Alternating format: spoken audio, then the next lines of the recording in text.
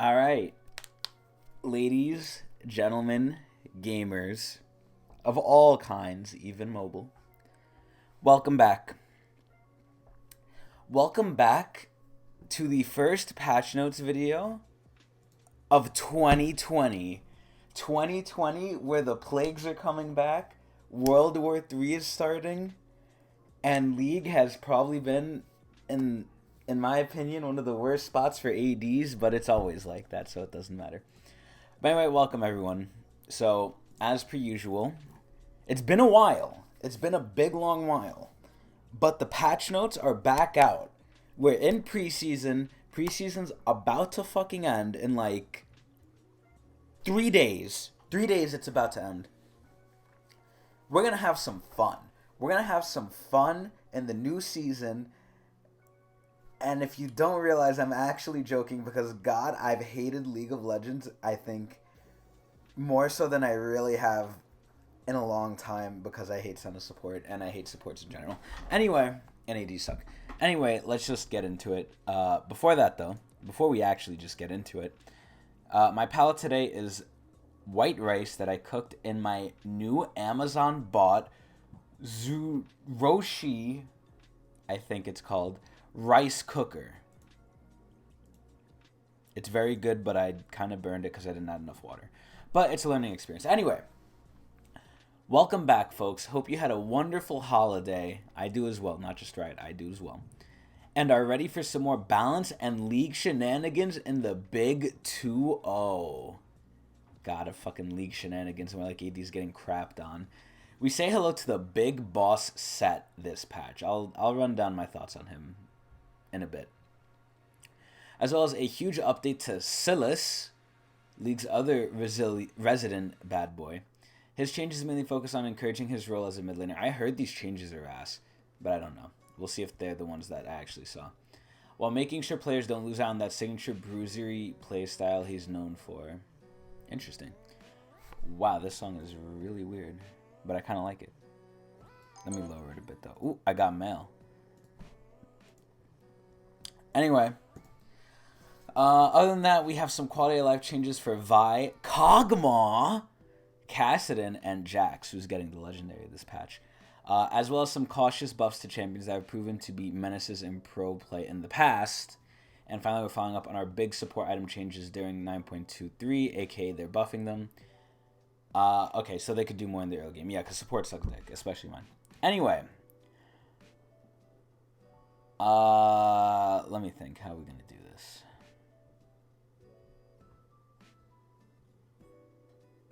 Okay. Let's go over Sett right now. Fuck it. Let's go surrender at 20. Let me show my Google. There it is.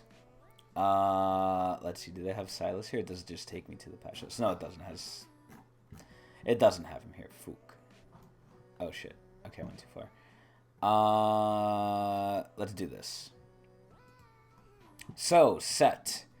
Sett is the newest champion. He is a brawler bruiser type guy. He builds semi-tanky, semi-damage. But he's meant to basically do a lot of damage and not die instantly like an assassin or an ADC. And he's physical, not a mage. His overall look, I would give it a 9 out of 10. This shit's fucking nice. Like, he looks like he's ready to fuck shit up. And look at this hot lady who's just, like, sucking him.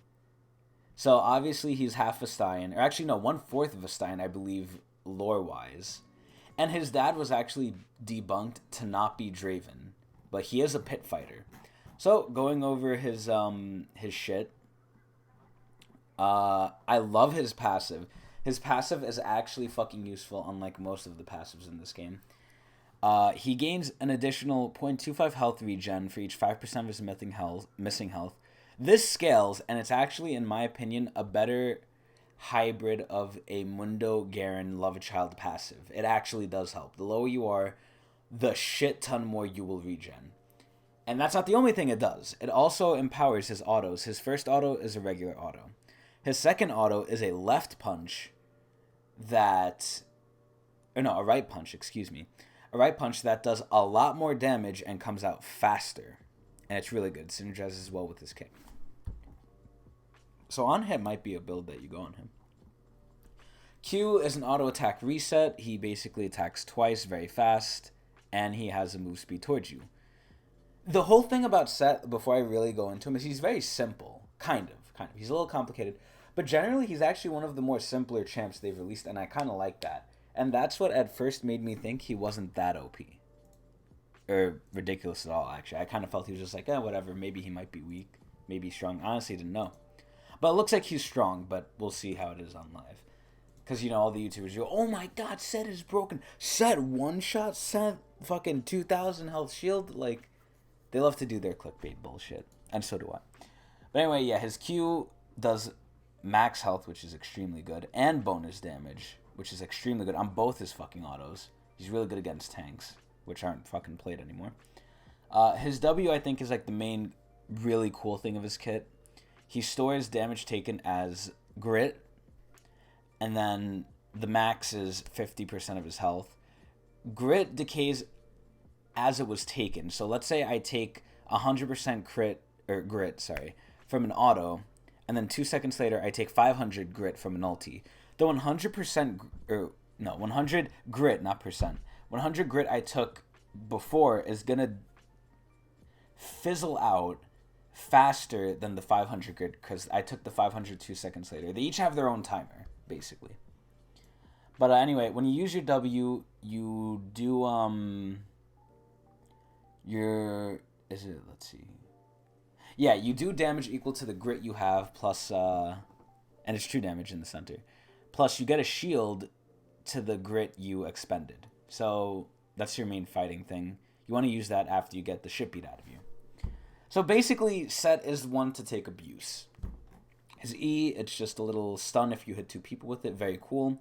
His ulti is very flashy, and I like it. And he's basically a tank buster. Like, honestly, I mean, you could kill, squishies with this, obviously. But he works best against tanks because he just does so much percent health. His ult, he grabs you, manhandles you, jiggles your cock a little bit, throws you in the air, and slams you down, doing your max health, the enemy's max health he grabs, as well as just flat damage to everyone, which is really fucking good. And they're slow. Interactions, whatever, Sett the boss, whatever. Mecha King, okay, I'll get into this now too. Let me close this shit out. So anyway, that's Sett. I think he's very fun looking. I don't know if he's very good. He's probably not bad. Looks very good. Very interesting, very fun, and he's a fucking man. I love the way he is. He's a mama's boy too. His whole lore is he's a pit fighter like his dad, because his dad was basically like a black father and just left the family to pit fight. Even though his dad's a human and he fucked like a Vestayan mom. Sett, was left with his mama and now hates his father, but wants to like pit fight to try and find his father and beat the shit out of him. And he also likes being the boss. But yeah, his mom is hot. But so Sett is pretty cool. Now, going over the skins. Mecha Kingdom Sett. Oh shit, fuck, I clicked on Google by accident. Mecha Kingdom Sett. Freljord Silas, which is canon, by the way. Most of the skins are in alternate universes. Freljord Silas is canon to regular League. That's basically where he left Demacia, he broke out, now he's in the Freljord, and he's doing something here to start the revolution. But anyway, Mecha Kingdom Sett, Freljord Silas, Mecha Kingdom's Jax, which is the legendary, which has a lot of bells and whistles in it, which I'm not going to go over. Mecha Kingdom's Garen, Prestige Garen, Mecha Kingdom's Leona, Mecha Kingdom's Draven. All of these skins are fucking amazing. These are some of the best, if not the best set of skins I've seen in a while. If they keep the quality throughout the year for like the skins, I feel like they should make just like what they deserve to make should be a lot more. Because the quality of these skins is absolutely fucking amazing and it's insane. It's insane how good they are. Yeah, that's too bad, Vishal. I'm not answering you right now. So the ranked season starts on January 10th, aka 3 days. The patch comes out tomorrow on Wednesday, January 8th. The ranked season starts 2 days after that. I will be streaming it, and I will be playing. Because we can still earn tokens. Sett comes out... when did it say? Sett comes out on the 10th. No, Silas comes out on the 10th. Sett comes out on the 14th, and then all the other mechas come out the next day. Cool. Alright, Aphelios. God, this is gonna be a fucking long one. I didn't even get water, did I? Damn it, no, I don't even have water. Now I really don't have water. I drank the last bit of it. Anyway, Aphelios. So, I've been playing non-stop Aphelios anytime I fucking can, and I have mixed opinions about him. His early game is pretty weak unless you're really good with him, like I am. His early game can be good. It's not the best, obviously, but it doesn't have to be the worst, but it's pretty fucking bad. His mid game is pretty decent. Unless you're behind, then he's kind of useless, except for like maybe a root if you have the gravity gun. His late game, I think, is absolutely insane. Not the best. Like, I feel like some people still outclass him in different aspects. He's not good at one specific thing. He's good at many things, and he does them very well, but not the best. For instance, in just killing people, like if you just want to kill like a tank or someone, he's not bad. He's definitely better than most ADs, but he's not going to beat out a Vayne or maybe a Kog'Maw. He might beat out the Kog'Maw if certain conditions are met, but a Vayne will probably just like beat him out. So he's not the best, but he's like third. He's like third best at that. His real thing is that's broken about him, I think, right now, and what people are mainly complaining about is not his extra range, not his utility, not his everything, his damage. Well, with asterisks, his damage of the chakram, which is kind of balanced because you need to be like on top of them. It's the fact that his Infernum R wins the team fight. So, because of that, they're nerfing it. I think not by a crazy amount, but I know they're nerfing it. Aside from that, I think he's alright. I mean, he doesn't feel that good. It feels like you don't really know how to play him, but you need to be good at AD to know what to do. Like, you need to know how to especially position with him, because he could just get fucked up. And you have to know which ulti to use, aka Infernums. I lie. Some ultis are better in other situations. He's very situational, I would say. But he's not bad, but he's not the best, but he's up there. He's a very good AD in my opinion. And I hope after this they don't touch him anymore, because then I feel like he'll be going into the territory of good. And if he's good, he's not great at a lot of things. And that's his whole character. He's not really good at one thing. He does a lot of things well, but not that well. And if they keep nerfing him, he's just not going to do anything well, but do everything mediocre, and then no one's going to play him, and we got a new AD for nothing. But anyway, I feel like he's pretty good, especially with the stats he gains from leveling up with the armor pen. Oh, thank you, Spotify, for this ad. By the way, what are they doing? They're nerfing his base move speed. That's a little dangerous, but it's only by 5. If they nerf it anymore, that's fucking ridiculous. But this is already crazy. He has no escape option, which is pretty crazy that they're nerfing his move speed. His health is going down by 30. That's fine, whatever. He's already squishy enough. And Infernum empowered AoE damage from the R is 75% on secondary targets. That's reasonable. You'll probably still use the R more often than not because it's so fucking good. However, it'll be a little bit better. But overall, I still think he's good. What do they say? Infernum should be Aphelios' best ultimate option when 3 to 5 enemies are standing on top of each other. Yes. But best doesn't have to mean one-shotting a whole team. Yes, it does. We believe we can trim some of his damage and still retain his position as best against stacked enemies. Okay, that's fine. Because honestly, Silas's power should... Or not Silas, fuck. Aphelios' power should mostly be in his autos. He's an auto-oriented champion. And Infernum should be pretty good in the team fights, especially if you build Runons. But, yeah, I think the ulti really doing what it did kind of takes away from the champion in that, okay, you press R, you one-shot the team fight, you win. Even though the R does, like, no damage and you don't auto at that point, you're not AD. But whatever. I think this is good, but don't touch him anymore. Asol. After the change they did to Asol, I think he's fucking ass. I've never seen him. Before, I would at least see an Asol main, like, every so often, and they would, like, do good. But now I've yet to see an Asol main, like, in a long time. He's so rare now. I feel like he sucks dick compared to what he was. But that's just me. So, what are they doing? Early in Souls, wave control and enemy burst potential in the early lane is a bit too high. Wow, that's ironic. While we're quelling some of that damage, we still want to let him reach those high peaks later. So what, are they buffing his late? No, they're literally just nerfing Azir, so what the fuck are they saying? This is ass. This is fucking ass, and I think Aesol's ass. But anyway, Azir. I think Azir is in a decent spot, but kind of bad. He's not being used, and if he's good, he will be used. So I think we're going to see buffs. I hope to see buffs. With Conqueror nerfed and the fact that he has a low presence in pro play last year, that's all they really care about. We're being cautiously optimistic about giving Azir some buffs. So the base damage of the R is going up a tad bit. This doesn't do anything. The wall duration going up to 5 seconds kind of does do something. That I would say that has an impact.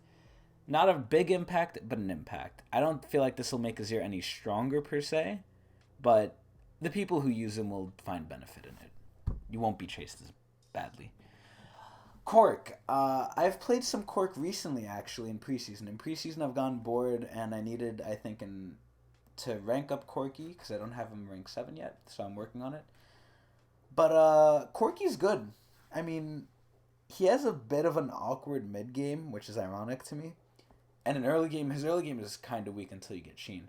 But his late game is insane. Like, his late game and teamfight potential with the package is very, very good. And I think a lot of people underestimate it. Especially that he has in-kit armor shred with his E. His damage late game is nothing to fucking joke about. It's crazy good. And he's a hybrid AD because he does, more magic damage than physical with his passive. So he's actually extremely good. It's just I feel like he's very underrated.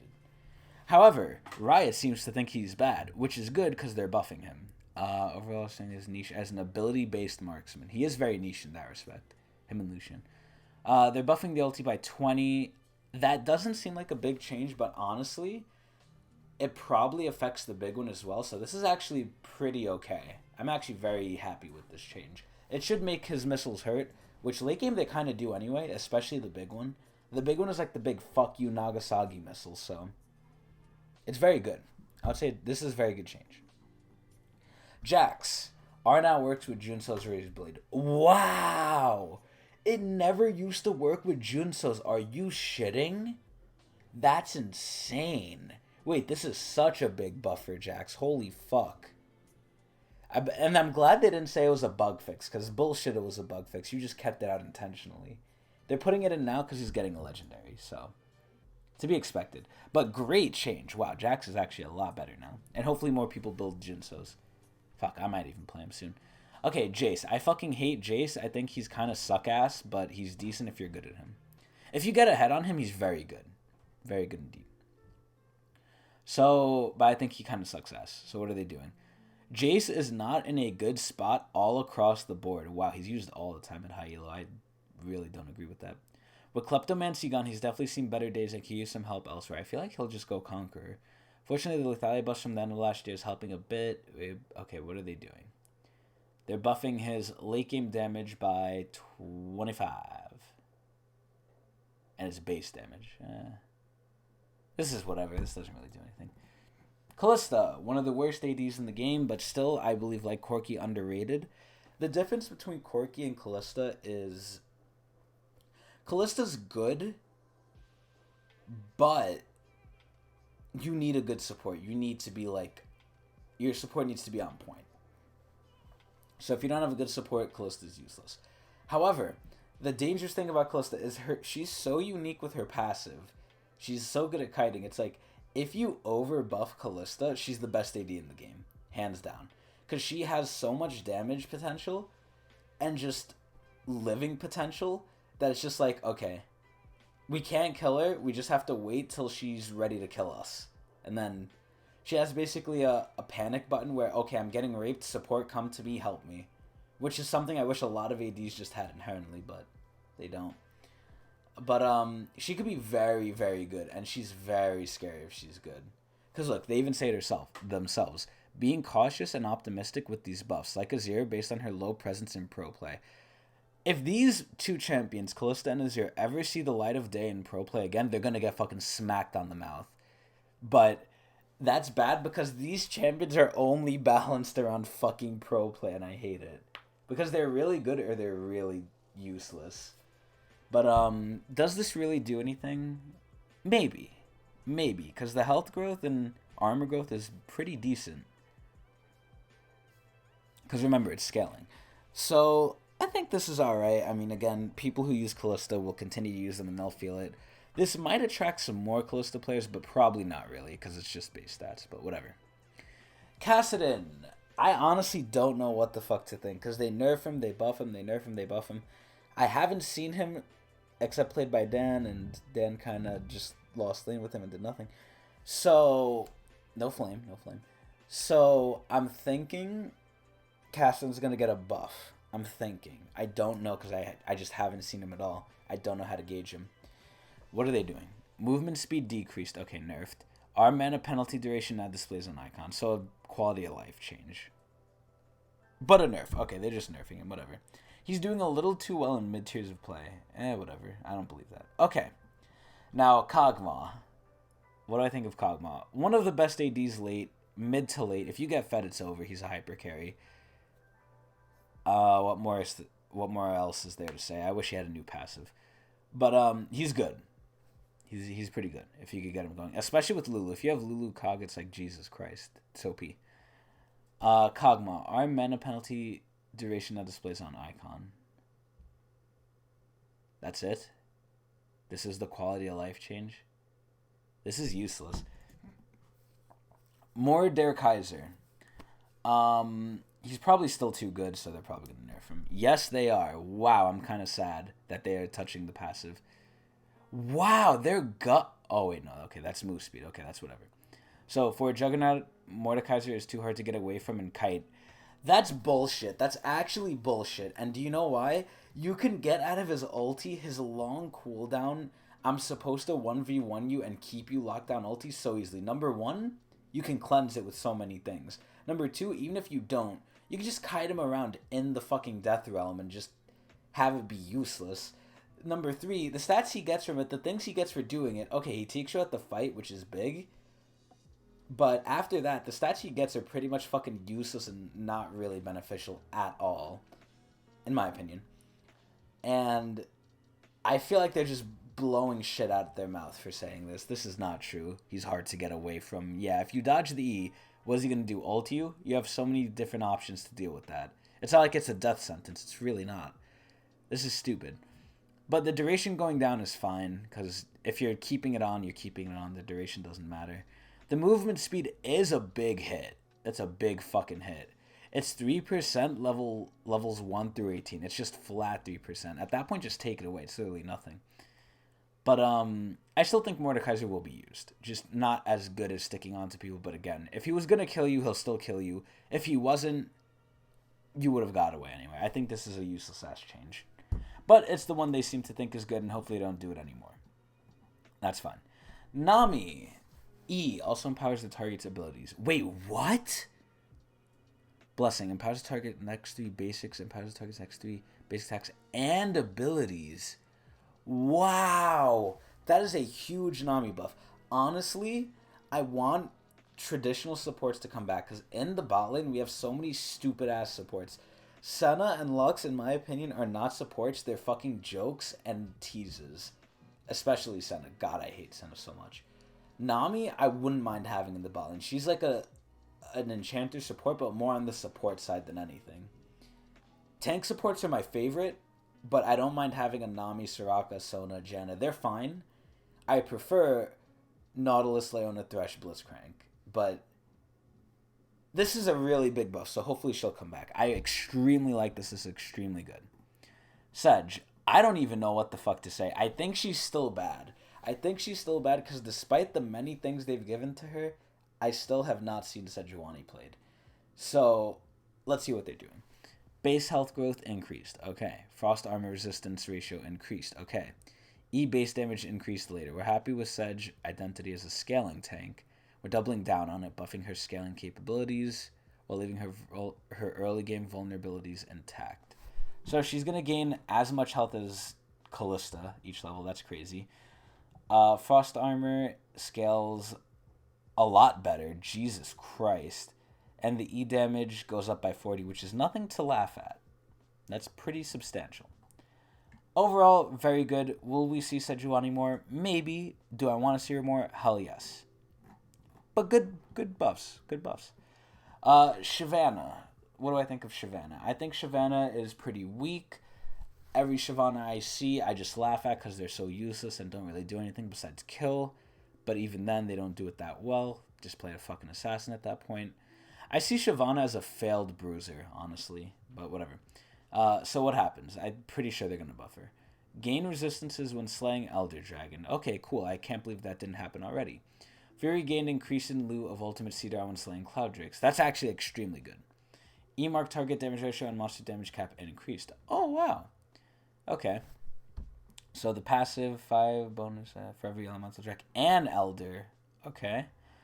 Cloud Drake now increases Savannah Fury gains by 10, 20, 30, 40%. Okay, nice, because her ultimate does not have a cooldown. That's actually crazy. Mark target there 3.75 and the cap is 150. This is good. This is all good. I don't really play Savannah. I haven't seen Savannah, but maybe this will bring out more Savannahs. But again, it does help the Savannah mains, and these changes are nothing to laugh at, especially the Wind Dragon one. The Wind Dragon one is a little crazy. But anyway, Silas. Holy fuck. Okay, this is probably going to take quite a bit of time. What are they doing? He's a mess right now. I think he still sucks dick. I think what they were going to do to him was sucking dick, but people complained, so they might have changed it. Less base stats early, more later. Passive now gives attack speed. W cooldown decreased. E AP ratio increased. W, E1, and R basic attack resets removed. What the? Silas has been difficult to stabilize for all brackets of players and an extreme long road of changes since his release. Okay. Okay. First, we're changing his early lane to be more in line with something like Echo and Fizz, so he has to be careful. But gets stronger with levels. Secondly, we're balancing him as a mid lane and protector changes. Okay. To be used there instead of other lanes. We're removing his EQ combo and slowing down his basic attack pattern. Thank you, Spotify, for the ad. We're making a good faith effort to retain his auto weaving bruiser playstyle while also maintaining measures. Okay, huh. So they don't even know if these changes are good. That's why they say this. We'll be looking closely at him to see if you guys will still complain and we have to change it again. So his health is getting nerfed, so he sucks ass early. Health growth is getting buffed. Later he's good. Armor is getting fucked early. Armor growth, better later. Same with MR. Oh my gosh, MR is going down like crazy. And it's ironic, too, because his whole lore is he's supposed to be good against magic people. Similar to Galio. Passive. Primary target damage ratio is buffed. Okay. It does more damage. It has lower range. It gives him attack speed. It has 3 stacks and executes minions, but I don't know why I wouldn't do that already. Or why that is needed, but whatever. Q Chain Lash. The cooldown is going higher by 1. Damage is getting fucked on the initial cast. The damage on the secondary cast is actually insanely high for what it used to be. The minions take less of it, and it no longer slows anyone if you hit the second part because it does so much damage. And it can't be cast during E. Wow, so this is a lot harder to fucking hit. They didn't even make it faster, too, so what the fuck? Oh my god, this looks terrible. What is going on? Kingslayer has the basic attack reset removed, because now you get attack speed, and that's supposed to offset it. The damage is getting buffed. Interesting. The cooldown is getting buffed. Okay, that's good. No longer deals 50% increased damage to targets below. What? Wow. Wait, what? So it doesn't do damage, like that much more damage, but it scales better and you can use it more often and it heals you for more, but the cost is way up. Jesus Christ, he's gonna have so many early game problems. Okay, so it's abscond, abduct, fucking rapist. His E1 no longer resets his autos, that's whatever. It does a lot more damage. Holy fuck, the E2. E2 does so much damage. Shield no longer gains a magic damage shield. Again, removing the whole lore of his kit, whatever. The cooldown is going less. Okay, lockout 0.005 seconds. Okay. Hijack. Basically, yeah, okay. So they took out all his auto resets and they just gave him more in his base kit so he could be more of a caster, less of a I'm gonna auto you and kill you with my autos to death and have my abilities help with that. Now they kind of want his abilities to be doing the bulk of the damage and the autos to be sprinkled in damage, which is fine. Honestly, I kind of like the way the new Silas is because he's a lot more, I think, streamlined. Like, hey, you land your abilities, you do damage. You don't have to weave in stupid autos. You can if you want to, and it'll certainly help. Not that much. But, like, he has lower cooldowns for almost everything. And I feel like that's good. I feel like he's just going to be more spammy champ that does more damage with his spam, which is fine. I actually am looking forward to these changes. I had very grim hopes for them, but they've actually surprised me. So I have high hopes for this. This looks decent. Varus. What do I think of Varus? He's kind of suck-ass right now. Q cooldown and Blight cooldown refund decreased. Varus' role as a poke marksman has been quite weak since his last set of major changes in 2018. For an ability-based marksman... Dude, I remember they literally just kept buffing Varus every fucking patch because he was such an ass AD. And he feels like that again. He's kind of like an ass AD. But he's good late. He's not bad late, but he's kind of an ass AD at every other, like, style or point of the game. Okay. That playstyle should be one of, if not his strongest. So we're specifically focusing on strengthening his poke playstyle.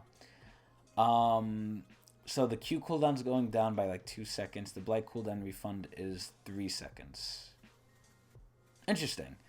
This brings back the very big issue, or it's not an issue yet, but like it's a creeping issue of the lethality build. That's the whole reason they had to nerf Varus. Varus was too good at being a poke marksman with the lethality build, so they nerfed the fuck out of his Q and made it so you actually have to auto them and consume a Blight stack so his Q could get like somewhat decent cooldown. Or else it would just be so long and you like would poke and it wouldn't be worth it. Oh, I fucking love this song. But yeah, very strange. They're basically just reverting the changes they did a while ago, just not all the way. Very interesting. But nonetheless, a buff and it's good. Will it do anything for him? Probably not. Vi. R now gains unstoppable for its whole duration, which was actually insane that it didn't, which is crazy. But now Vi's ult will actually land. Zyra. I think Zyra is an ass support. I think she blows dick, and I think she's just there to be a fucking annoyance. But if your support's not good and you're against Zyra, you just lose. Anyway, now the slow stacks up to 2 times, so it could be up to 50% slow. But you need multiple plants to do it. And as far as I know, no one uses the fucking E unless you use it by accident. So is this a big buff? In my opinion, not really. But it does help in the few situations you do it. And maybe people might actually try and do it legitly now. Like I could see you're trying to go for the root. You put 2 plants up. It slows them. The root might hit easier. Thinking about it now, this actually might be decent. This is actually a decent buff. I think this is good.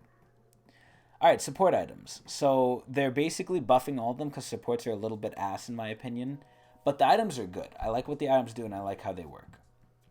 So what are they doing? Targons get more health regen, which is good.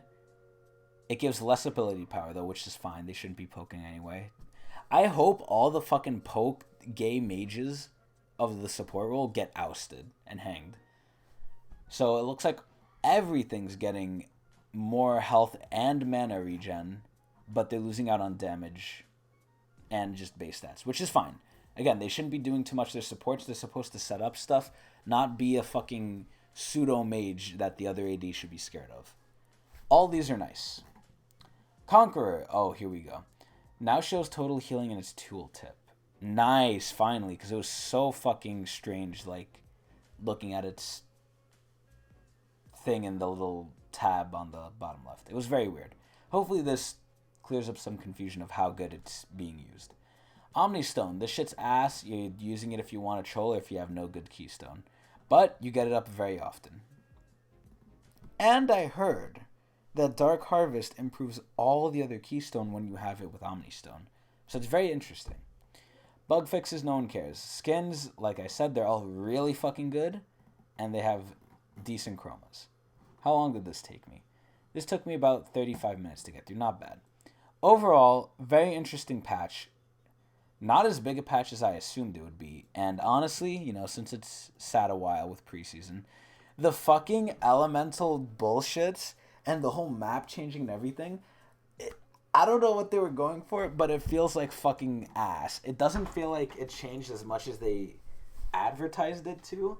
It doesn't feel like it has as much impact as they wanted it to. The alcove is interesting, I'll give them that, but 90% of the time it's fucking useless.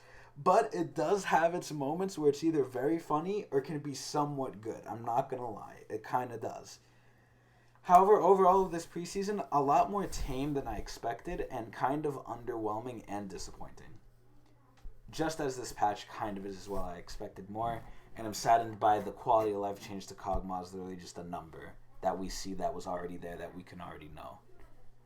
But, whatever. I mean, decent patch. Some things were changed that, in my opinion, didn't really do anything. Some things didn't really make sense, but overall, they did some changes, like to Jax and stuff that I was like, wow, finally. And Sedge and Shiv. And fucking Nami. Jesus, that one's crazy, in my opinion. But overall, I would give this patch a 7 out of 10 mark merrills. Could have been better. Could have definitely been worse. Not bad. 7 out of 10 mark merrills. I hope you guys enjoyed. And I'm out of here. Later.